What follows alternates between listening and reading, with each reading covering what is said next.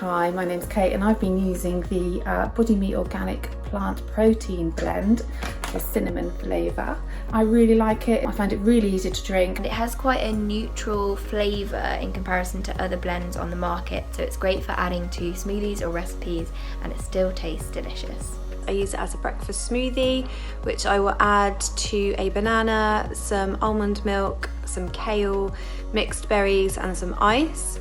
What I love about that is that it really does keep me full until lunch, and that really stops me from snacking, so that's great. I use BodyMe, not because I'm vegan, but because I wanted to avoid the additives and sweeteners that are in a lot of whey protein, but still get the full amino acids that you would get from whey.